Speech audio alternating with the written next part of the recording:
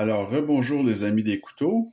Ici, c'est Jean qui vous retrouve sur la chaîne du Maître des couteaux pour le démontage et entretien de ce très bon couteau de chez Kaiser, le Doberman. Alors, vous allez voir que contrairement à la précédente vidéo où je vous avais présenté le démontage d'un couteau, le Bastion Brazza, qui est un couteau haut de gamme, là, mais qui comportait des lacunes au niveau de l'assemblage. C'était un bon couteau, là, c'est fait solide, des matériaux de qualité, mais on a vu que, disons qu'au niveau de l'ingénierie, là, c'était pas ce qu'il y avait de mieux. Ben ça, c'est tout le contraire. Ça, c'est un couteau formidable et qui est très plaisant à travailler. Alors, premièrement, vous avez besoin seulement d'un T8 parce que c'est du T8 partout et vous avez seulement le nombre de vis là, minimal. Donc, on y va tout de suite. Vous allez voir, contrairement là, à d'autres compagnies, la compagnie Kaiser s'attendent à ce que vous démontiez leur couteau. Ils vous fournissent même de la quincaillerie additionnelle, ce qui est vraiment très bien. Et vous voyez que ça se défait très facilement. Alors, première chose formidable dans ce couteau-là, c'est que tout a été pensé dans ce couteau-là, de manière très sérieuse. Donc, comme vous pouvez voir, vous avez en arrière une vis qui va aller directement dans le clip, ce qui rend ce clip-là, dans le fond, réversible. Et vous avez ici, vous voyez que c'est machiné. Donc, vous avez la possibilité pour les gauchers là, de changer le clip, ce qui est quand même assez formidable, là, disons-le, c'est très bien fait. Alors maintenant, l'intérieur de la poignée en G10 que je vous avais dit qui est d'une qualité remarquable. Donc, le G10, vous voyez, c'est machiné. Et ce qu'on voit à l'intérieur, ben, regardez comment c'est bien pensé. Vous voyez que il y a une vis de corps ici à l'interne et on va la défaire tout de suite. Et c'est une T8 en plus. Alors, le concepteur de ce couteau-là, qui est Oleg Chaud, a pensé, il a dit, ben, mon couteau est long, il est grand.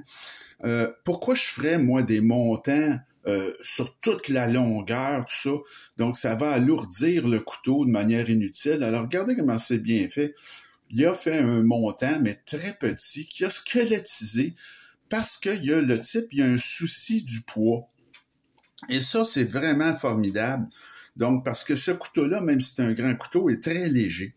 Quand on se demande pourquoi, ben c'est à cause de ça.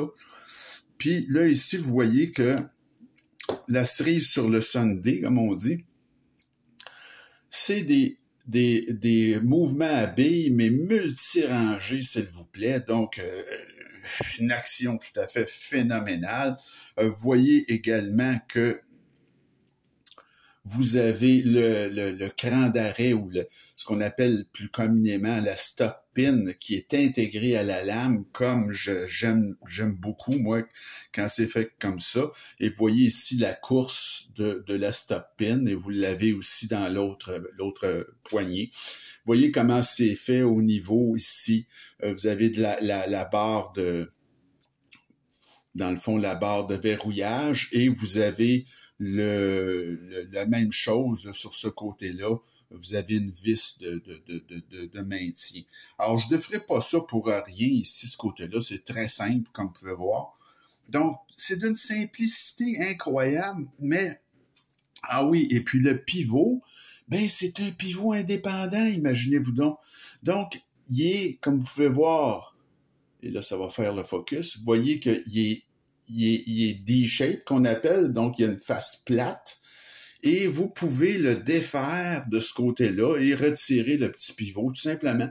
Donc, c'est un couteau qui est fantastique à travailler parce que, vous voyez, là, je l'ai tout démonté, ça m'a pris à peu près 30 secondes, et vous allez voir que le remonter, c'est un jeu d'enfant également, donc ça se fait excessivement bien.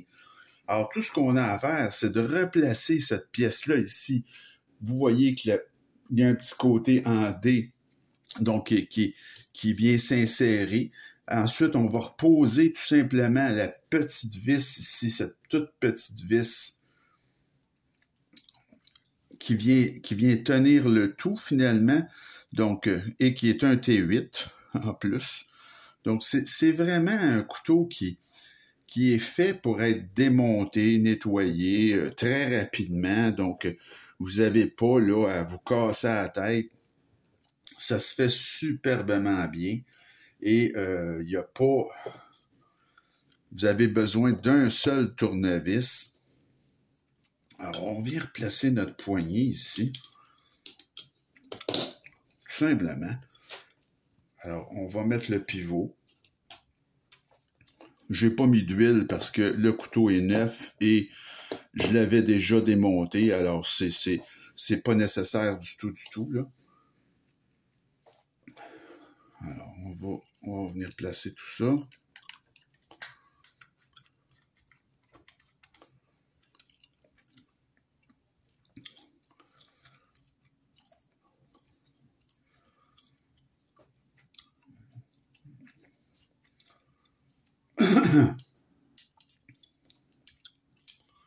Alors, la clip était de ce côté-là, je me rappelle bien. Alors, c'est un exemple, ça, d'un couteau qui... écoutez, là, c'est sûr que là, ce couteau-là, c'est dur à battre. Je vais vous avouer, là, que j'en ai vu des couteaux, là. J'en ai démonté plusieurs, mais celui-là, vraiment, c'est parmi les champions. Je veux dire, vous avez une ingénierie interne qui est vraiment, là, qui est vraiment superbe. Alors, on va la mettre comme ça.